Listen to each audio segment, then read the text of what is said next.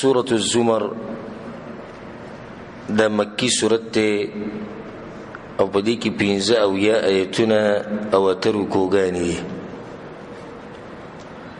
او موضوع دی سورت چیدن اغا دا اللہ سبحانه وتعالی توحید بیانول پدی کی دا خبر اللہ سبحانه وتعالی زیب و زیب بیان کردی چی دا بندگی حقدار یوازی اغا رب العالمین دی او بیا به الله سبحانه تعالی د خپل قدرت نخیم بیان کړی دی چې زه د عبادت حقدار د دې د لاسه خدا خبر به کې الله سبحانه تعالی بیان کړی دا چې کوم انسان د الله سبحانه تعالی بندگی کوي هغه کې ناشنا صفات پیدا کیږي او د دې اوچت انسان جوړي چې هغه صفات بل الله سبحانه تعالی په دې صورت کې بیانې د شرک رد پکې شوی دی تفصیلی غیر الله بندگی کول غیر الله ته سجدی لګول د دې رد چلنو په دې صورت کې شی یو حدیث کې راځي امام نسائی رحم الله راوړی چې رسول صلی الله علیه وسلم به اکثر د شپې چلنو د دې صورت تلاوت کوو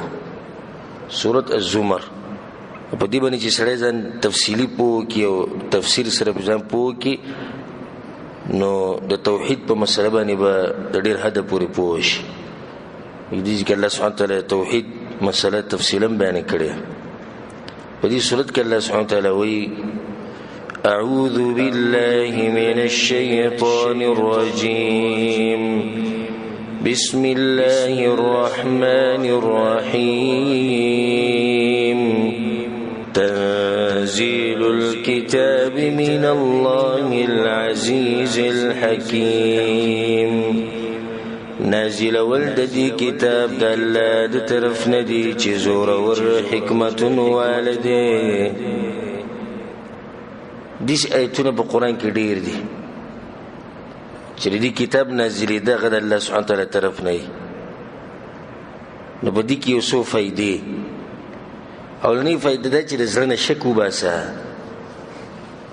زړه نه شک وباسه د کتاب د الله تر طرف نه دی دا غره طرف نه راغله تنزيل الكتاب من الله نازل شوی د کتاب د الله تر طرف نه دی دغه فائدہ په دې کې دا موږ بار بار بیان کړی دا چې نازل ول د دې کتاب مطلب دا شو چې د کتاب د اسمان نه کتر راغله الله سبحانه وتعالی په عرش لپاسه څنګه چې داغه د شان سره خای او د علم او د قدرت په لحاظ باندې هغه په هر ذکر دی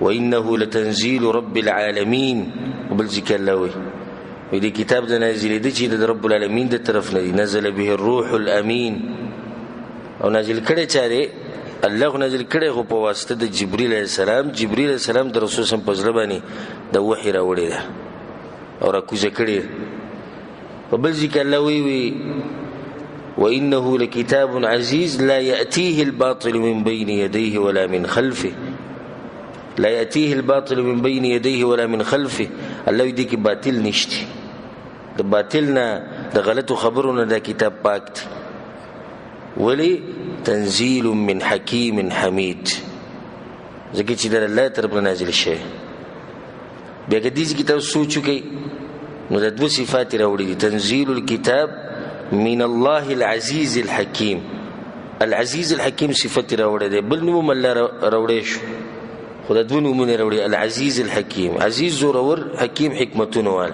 ندی کې به دوه فائدې یو ده چې حکیم په دی وی اشاره ده دي ته چې د کتاب حکمتونه وال دي ځکه چې د حکیم ذات طرف نه نو په دې کې خو به اسی خبرې نه کېندي کې به حکمت والا خبرې دویم دا چې زورور دي نو مشرکین به دا خبرې کوي اکثر چې ولې دا کتاب په دې رسول سم باندې نازل شو ولې په پلاني نه نازل دي ولې په پلاني نه نازل دي الله وی چې زورور ما زمانه څوک ته پوښتنه نشي کول چې کم چې کو غواړم نه الته یو کس له پیغمبري ورکولای شي إنا أنزلنا إليك الكتاب بالحق یقینا من نازل کړی دی ته د کتاب د حق کار کولو د پاره بالحق په حق سره یا د حق د کار کولو لپاره د مقصد د اصل د قران د نازلېدو چې حق کارش حق او باطل ښکار شي، حق او باطل او پیژني.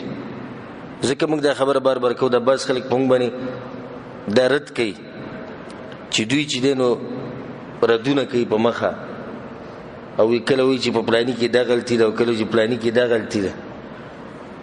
نو دوی بعض وایي دوی غیبتونه کوي په جومات کې، وایي قرآن ته به نه شي اوس غیبت وکړي.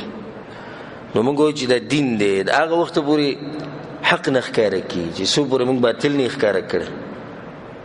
نو دا قرآن نازل شوی دی لپاره چې حق ښکاره شي، رسول الله صلی الله علیه وسلم راغلی دی لپاره دی چې دا حق واضح کړي او بیان کړي.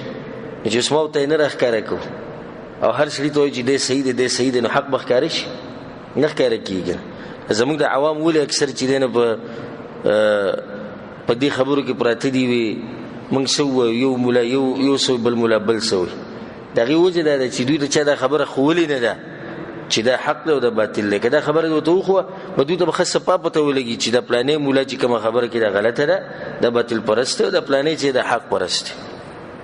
خو چې عالم ورته دا تربیت ورکړي چې ټول ښه دي، نو دی به لازم بیا به کشمکش کې شي چې اوس ټول ښه دي، نو دی خو یو څه وایي دی بل څه وایي، نو اوس موږ د چا ومنو ښه ټول دي، نو موږ ورته ټول ښه نه دي. دوی کې به لازم داسې خلک چې سره به دلیل نه وي، لازم به داسې خلک چې په باطله لګي، نه هغه چې ته معلوم کې نه تا ته به پته ولګي چې وایي حق کم یو دی. عمر بن خطاب رضی الله عنه څه وایي اسلام به هله ختمیږي چې کله په اسلام کې داسې خلک پیدا شي چې هغوی جاهلیت او کفر او شرک نه پیژني، بیا به اسلام ختمیږي. دغه چې سړی جاهلیت نه پیژني نه دی به دغه جاهلیت ته اسلام وایي، نو ورو ورو به اسلام ختم شي. یو سړی شرک نه پیژني، یو سړی کفر نه پیژني، یو سړی بدعت نه پیژني. زموږ په ملکونو کې ډېر داسې بدعتیان دي چې بدعت ته دین وایي. بدعت ته څه وایي؟ دین. نو چې څو پورې د دا خبره پیژندلې نه وي چې دا بدعت دی او چا پوه کړی نه وي، د دغه وخته پورې دا خبره پرېږدي هم نه، ځکه دا د دین ښکاري. نو دین چې هغې ته نقصان ورسېدو، نو دا اهمه یو نقطه سره یاد ساتئ. په باطل پرست باندې رد کول دا زموږ دین دی. په دې مسله کې اتفاق کوم یو سړي سره چې پلانې رد کوي په غلطه طریقه باندې او پلانې کنځلې کوي، پلان دا صحیح ده چې دا طریقه د اسلام نه ده. نه موږ ته اسلام دا طریقه ښوولې ده چې ته په چا باندې رد کوې نو کنځلې کوه، بد رد او سپکې، نه دا نشته. خو رد شتي زموږ په شریعت کې، لکه الله سبحانه وتعالی دا کلام چې دی موږ لګې ووایو په مخ او څو پیرین په دورو کې ختم کړی، ځای په ځای الله په یهودو باندې رد کړی، په نصاراوي رد کړی، په مشرکینو رد کړي، په مجوسیانو رد کړي، په صابئینو رد کړي، په منافقینو رد کړي، په دهریو رد کړي. په ټولو خلکو باندې ردونو مقصد څه دی؟ چې باطل مخکاره شي او حق مخکاره شي. وای دا باطل چې دا باطل دی په مقابل کې څه دی؟ هغه حق دی. نو لازم به ته عوامو ته دا باطل ښکاره کې، او چې څو پورې ته یو کس ته دا نه ویلي چې دا شراب دی، نو یره دا ده او غالب ګمان هم لري چې دی به دا شراب وڅکي، وی به چې دا چې د اسیر پراته دي جوس دي زه به یې وڅکم. لازم به ورته ته ښیې چې وایي دا څه دي؟ دا شراب دی. بیا په دې اکتفا به نه کوي چې دا شراب دی، بس دا شراب دی او دا حرام دی، دا شراب دی او په دې کې دا نقصانات دي، نه دا سړی به ترې بیا ځان ساتي. لکه څنګه چې موږ ماشوم ته ښایو که نه چې کله هغه اور خواله ورځي، موږ نه دا اور دی، دې له به لاس نه وړی سیزي دي، نو ماشوم پوه شي دې طرف ته بیا نه ځي. لکه موږ ماشوم دې قشان پرېږدو او دی ورځي هغه طرف ته چې کوم ځای کې خطره ده ځکه ته پته نشته. دغه شان د عوام چې دي دا د علماو په مخ کې کشران دي، لازم به دا علما دوی ته وخت په وخت نصیحت کوي دا کار غلط دی، دا صحیح دی، دغه طرف ته مزه، دې طرف ته ځه. نو دا غلطه خبره چې څوک دا وایي چې په دین کې رد کول نشته، رد کول شته په دین کې، او چې رد نه شي نو حق نه ښکاره کېږي، خو رد به په ښه طریقې سره کوي، بالحکمة والموعظة الحسنة، په حکمت سره او په ښه طریقې سره.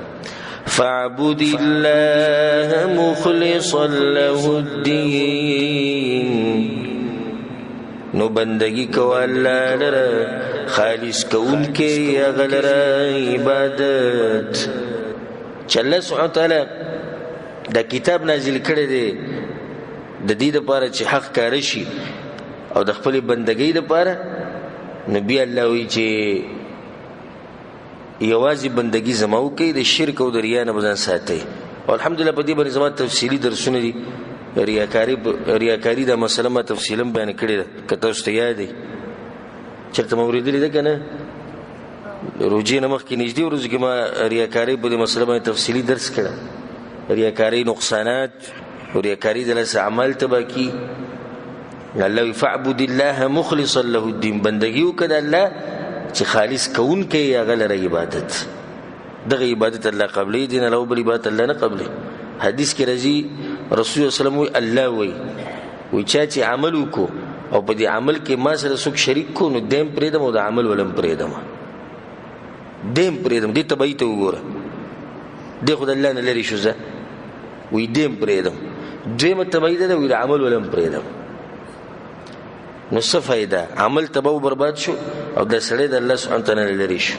چې کلم تاسو عمل کوئ نو نیت چې دغه خالص ساتي د رب العالمین دپاره، بندګي ولیکئ د الله د رضا دپاره، د الله د جنت حاصلولو دپاره، چې ستا مقصد او هدف هغه دی. الا لله الدین الخالص، خبردار خاص د الله دپاره دی خالص عبادت. یعنی الله په دغه عبادت راضي کیږي او هغه عبادت قبلي چې هغه صحیح خالص. والذین اتخذوا من دونه اولیاء، هغه کسان چې نیولي دي سوا د الله نه معبودان. رد شروع شو بچا باندې په شرک باندې. لکه اوس الله وی بندگی خالص زما دپاره وکړي. اوس په هغه خلکو باندې رد کوي چې بندگی خالص نه ده، د الله سره شرک کوي، د الله نه علاوه دوستان نیولي، د الله نه علاوه معبودان نیولي. ما نعبدهم الا ليقربونا الى الله زلفى، من بندگی نه کو د دوی مگر د دې دپاره چې نږدې کوي به موږ الله ته په نږدې کولو سره. دا د هغوی هغه وجه به بیانوله. لکه ولې ته دې بوت ته پروت دی، وایي دا بوت موږ الله ته نږدې کوي. ما نعبدهم الا ليقربونا الى الله زلفى، موږ وایي الله ته نشو نږدې کېدی، موږ ګناهګار یو، زموږ خبر الله ته والعیاذ بالله نه رسي. نو دا واسطه ده دوی رسي. ويقولون هؤلاء شفعاؤنا عند الله، دوی سپارش کوي. دا به د مکې مشرکین دا خبره کوله، نن سبا مشرکان هم دا خبره کوي. بیا د هغې دپاره مثالونه بیانوي. مثال د چا بیانوي؟ مثال د باچا او د وزیر، چې ته باچا ته د هغه وخته پورې نشي رسېدی چې څو پورې وزیر سره دې رابطه نه یې کړي.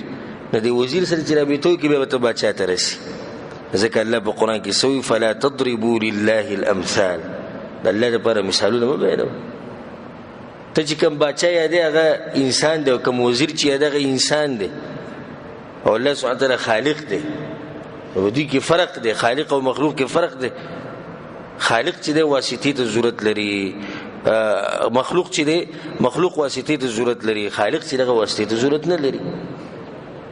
باچا صاحب چې دی د دیوال نه اخوا خبره اوري نه اوري کنه، نو وزیر ته ضرورت ته چې هغه خبره ولر ورس. الله خو هر ځای خبره اوري. باچا صاحب چې کړه کمرې ته نه نوځي دیوال نه اخوا سنئ نه، نو بیا په کار دی چې وزیر هغه ته حال احوال بیان کړي. خو الله خو هر صحیح دی. باچا صاحب باندې خوب هم راځي، نو وزیر ورته بیا دا ووایي چې پلانې راغلی او دې شوي دغه الله باندې خوب نه راځي. باچا صاحب ستړی کېږي آرام کوي، الله باندې خو دغه نه راځي. نو دې ظالمانو ته ګوره دې مثال بیانولو ته وایي ګوره چې باچا خو راځي لازم به وزیر ته اول درخواست ورکوي. نو دا په دې قبرونو کې چې پراته دي موږ دوی ته وایو، نو دوی موږ الله ته نږدې کوي. او عجیبه خبره دا ده په دې قبرونو کې چې کوم پراته دي دوی ته د دې پته نشي چې دا پخپله جنتیان دي او که جهنمیان دي. او دا هغه اهمه مسله ده چې دې ته نن سبا ډېر غټ ضرورت دی چې موږ بیان کوو. غیر توحید دا مسله ده او الحمدلله په دې باندې ما تفصیلي درسونه کړي د توحید په دې مسله باندې او شرک په دې مسله باندې. زمونږ ملکونو کې زمونږ په علاقو کې دې مسلې ته غټ ضرورت دی، غټ ضرورت دی دې مسلې ته. بنیادی مسله د عقیده ده. هم د دې لپاره ټول پیغمبران راغلي وما ارسلنا من قبلك من رسول الا نوحي اليه انه لا اله الا انا فاعبدون. الله وی پیغمبر ستانه مخکې چې ما څومره پیغمبران لېږلي دغه ټولو ته ما دغه خبره کړې ده چې نشتی د عبادت حقدار سوای زمانه، نو زما بندګي کوي. ټول بنیادی مسله هغه دا ده. الله دې موږ له توفیق راکړي چې دا مسله بیان کو او الله دې موږ له توفیق راکړي په دې باندې عمل کولو. إن الله يحكم بينهم فيما هم فيه يختلفون یقینا الله به فیصلو کی بمنځ د دوی کې باغ سکی چې دوی باغی کې اختلاف کوو. د فیصله الله د قیامت په ورځ کې او که تاسو ته یاد موږ سره زی په زی د آیتونه تیر شوي دي چې الله وی موږ مشرکانو ته وایو چې سی شو تاسو هغه مشران، موږ ملائکو ته وایو چې آیات تاسو دوی ته ویل. دا ټول فیصلې چې دا په آخرت کې کی او دې کې فائدہ ده د ساتي د الله سبحانه تعالی شکر وباسي چې تاسو رابطه هغه د الحي القيوم ذات سره ده او دا ژوندۍ ذات سره ده. ډېر خلک دې شتي چې دا غوي رابطه د دې مړو سره دي او دې خور دې ډېری ته ولاړ دي او ستاره رابطه د رب العالمین سره ده. غټ نعمت ته چې الله سبحانه تعالی چاله ورکړي ژوندۍ ذات سره ستاره رابطه ده او دوی د قبر ډېری ته او د خور ډېری ته ولاړ او هغه ته چیرې وي او ته رب العالمین ته سجده لګي. څومره فرق دی توبه کې او د دې نعمت به موږ ته الف ته ولګي. د دې نعمت چې کله موږ په قبر کې او د دې نعمت به الف ته ولګي چې کله موږ رب العالمین ته مخامخ شو د قیامت په ورځ. او حدیث کې درځي چې ملائک به سپارښت کوي د قیامت په ورځ، نو بیا به پیغمبران سپارښت کوي، نو بیا به د نیکان خلک سپارښت کوي، بچی به سپارښت کوي د مور پلار لپاره او دا سپارښتونه به ټول شي. بیا به الله وایي چې و زمان نمبر دی، نو ملائکو ته به امر وکړي وایي راوباسئ د جهنم نه هر هغه انسان چې د هغه په زړه کې ذره برابر توحید او ایمان ذره برابر راوباسئ. د دې فایده به تاسو هلته پته ولګي.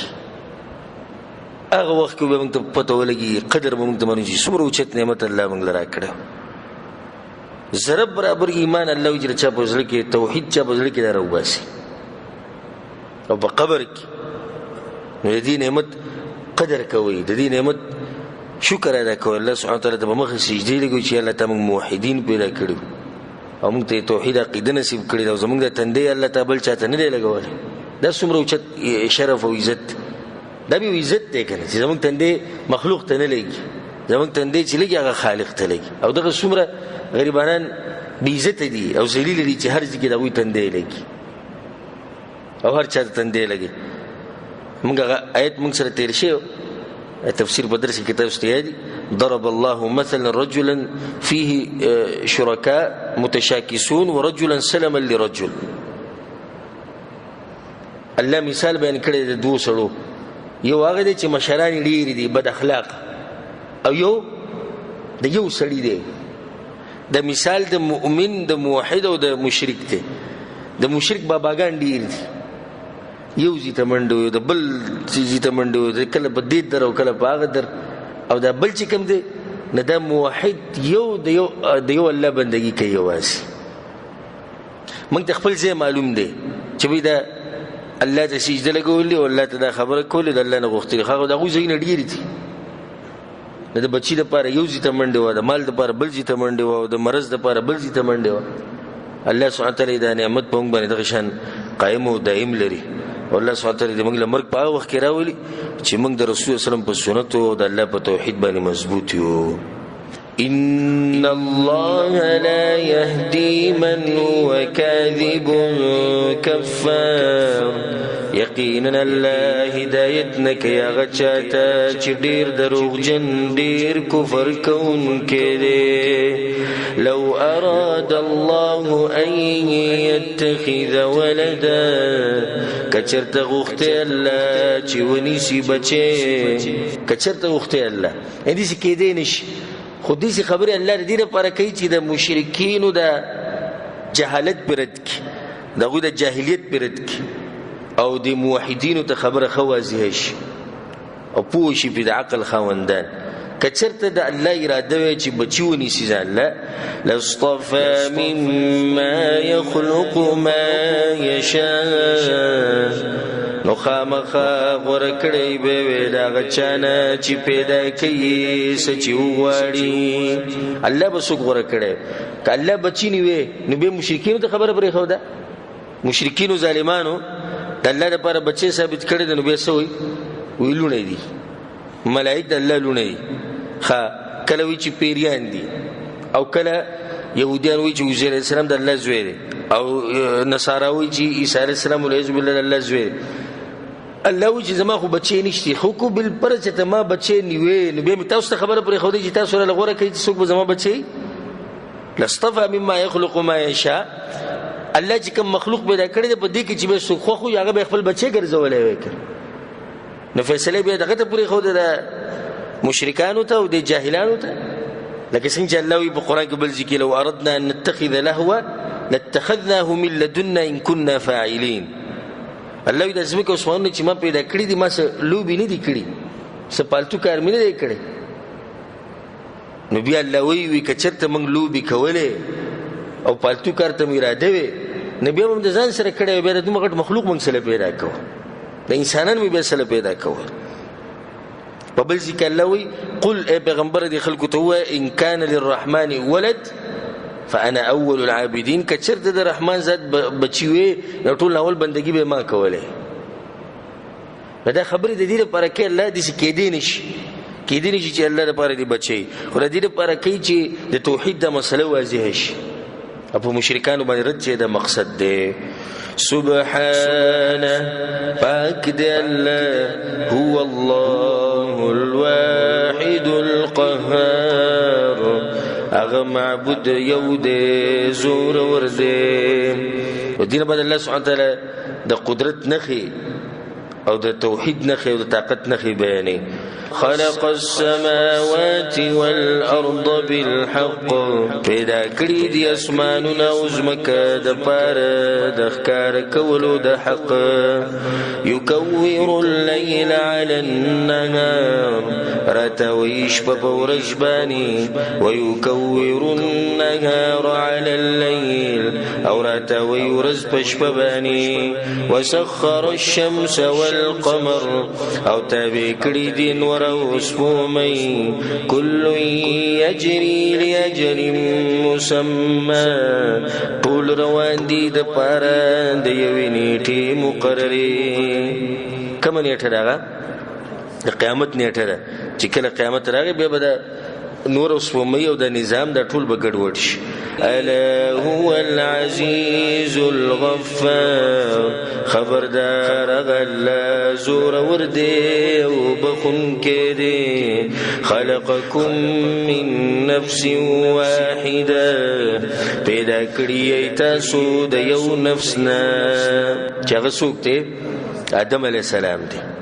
آدم علیہ السلام نے منگ ټول پیدا کړیو. ثم جعل منها زوجها، بیا ګرځولې داغه نه بیبي داغه، بیا حوا تی پیدا کړې. د آدم علیہ السلام د پختۍ نه د ګسې پختۍ نه پیدا. ذکر رسول الله حدیث کوي چې زنانه د دې پختۍ نه پیدا ده، نو پختۍ کې کوګوالی ځکه به ښځه کې هم کوګوالی نه که ته سره سختي کې نه بیا به ماته شي. دا یو نیموی زی سیده کوم وی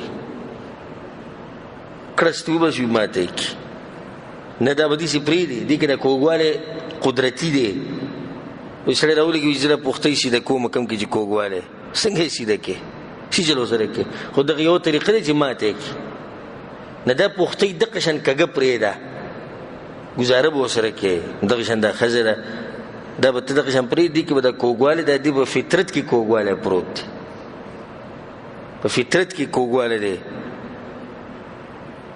او ستا عقل ستا زور ستا مقام د ښځې نه اوچت دی، او د اوچت سړي کارونه م اوچت دي.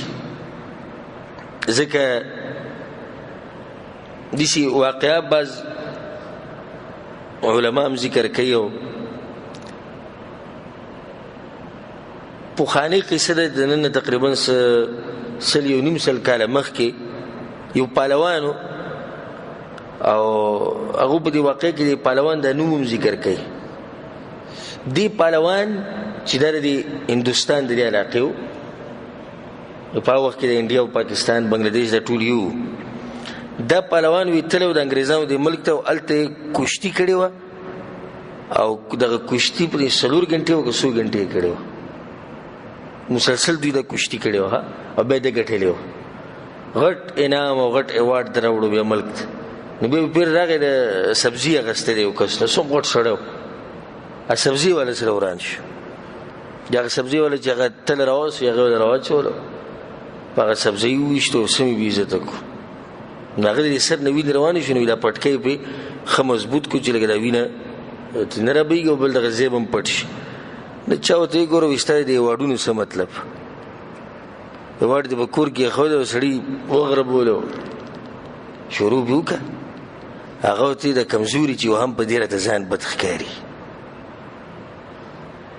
زور اور سړی سره خبرو کې ته وسه دغه شان د درون انسان سوچي چې وای زه تم ټول منو چې د سړی مقام اوچتن چې اوچته بیا به ته گزاره کې اخذ دغه کګي بوختینه پیدا ده وأنزل لكم من الأنعام 8 أزواج اور علی گری دی الله تاسو لره د سارونه اتجوړي دې اتو جوړو تذکرہ په سورۃ الانعام کې شوی ده غویان او خان ګډان بيزي نر او ماده چې کې نسو شو اته شو کې يخلقكم في بطون امهاتكم پیدا کی تاسو په خېټو د میاندو تاسو کې خلقا من بعد خلق په پیدایش ورستو د بل پیدایشنا یعنی مرحلي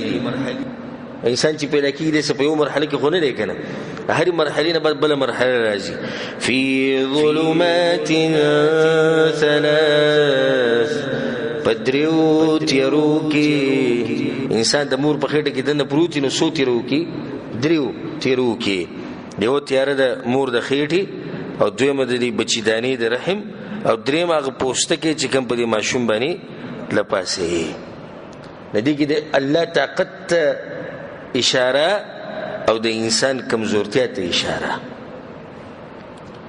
چې کله دا خبرې تووري نو پتا کې به دوه خبرې دو صفات په پتا کې پیدا شي اولنې د الله بندګۍ له بخزور ورکی چې وي دوه زور بچا دی او دویم ځان برته سم کمزور ښکار شي او سم عجزه به ښکار شي چې موږ ټول باندې د دور تیر شوی دی درې تیرو کې موږ ټول پاتې شي د دې کس موږ کې نشتی چې هغه د داوو کې چې زبدي تیرو کې نه پاتې شي په دغه تیرو کې به ته چا ساتلې الله سبحانه وتعالى ساتره سګوره د الله دی طاقت ته وګوره د انسان ساتل د خدای الله کار دی خدای مور د خېټې نه چروزي نو بیا ول الله نور اسبابوم پیدا کی لکه مور شو پلار شو خلدین مخ کې هغه الله ساتو صرف دغه نه باندې الله ساتي خو د مور پلار په کوله سبب وګرځي د مشران په کوله سبب وګرځي کله چې به دوی سبب وګرځي او الله ورته اواله کی صرف معمولی کار وته اواله کی نور غټ پرورش خو په الله سبحانه تعالی باندې دي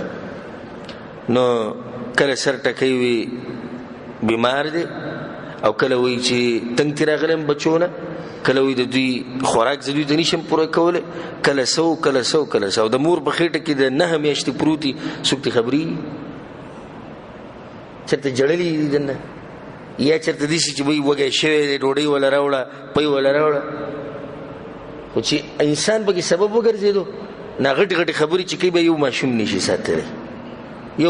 نشي ساتره در الله سبحانه تعالی طاقت ذکر الله سوی ذالکم الله ربکم دغه صفاتون ولا الله دې رب استاسو له الملک خاص دغه د پر بچی ده لا اله الا هو نشتی اقدار د بندګۍ سوا دغنا فانا تصرفون نو څنګه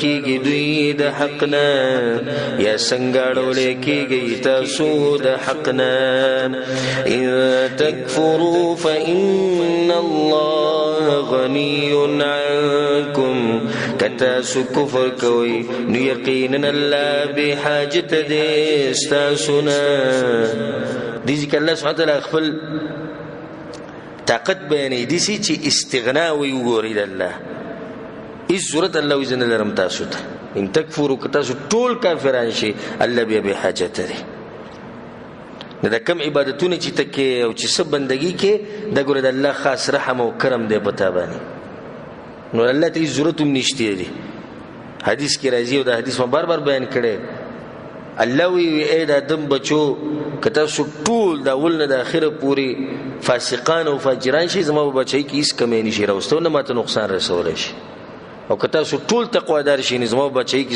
زیاتې ناراضي او نه مال څه فائدہ را کولای شي ذکر الله په قران کې سوی ان تکفروا انتم ومن في الارض جميعا تاسو بزمک کې چې سوق دي که تاسو ټول ناشکری کوئ او کافران شي فان الله لغني حمید الله بیزار دی او بحاجت دی ولا يرضى لعباده الكفر او نخو خید خپل بندگانو د پاره کفر یا ناشکری وَإِن تَشْكُرُوا يَرْضَوْهُ لَكُمْ او کتاسو شکر باسین فخیستاسو دفارا دغا وَلَا تَزِرُ وَازِرَةُ وِزْرَ أُخْرَى او نپورتکی او پورتکون کے بوج د بلچا دام دا اللہ سبحانه تعالی انصاف تے او عدل لے چیو کس د بلغا بوج اللہ پی نیگ دی اس گناہ تا کردی دا نا اللہ سزا مالا نراکی هر انسان کل نفس بما کسبت رهینه ها په یو حال کې شریک کېدې شي ته چې کله ته یو سړی ته د غلطي لارې او د غلطي طریقې خودنه وته او تعلیم ولا ورکی نبي به کو ست شریکي دغه چې د خیر خبره چاته وخه پای کو سرم ته شریک ثم الى ربكم مرجعكم بیا به خاص رب استاسو ته ګرځیدل استاسوي فينبئكم بما كنتم تعملون نو خبر بدر کی تاسو ته باغ عملونو چې تاسو یې کوي انه علیم بذات الصدور یقینا غفو دې باغ خبرو چې پسینو کې دي حدیث رچره درس اختتام ته ورسېدو ان شاء الله روان درسونه کې بیا مخې ته پوره کو وبالله التوفيق وصلى الله على نبينا محمد وعلى آله وصحبه أجمعين.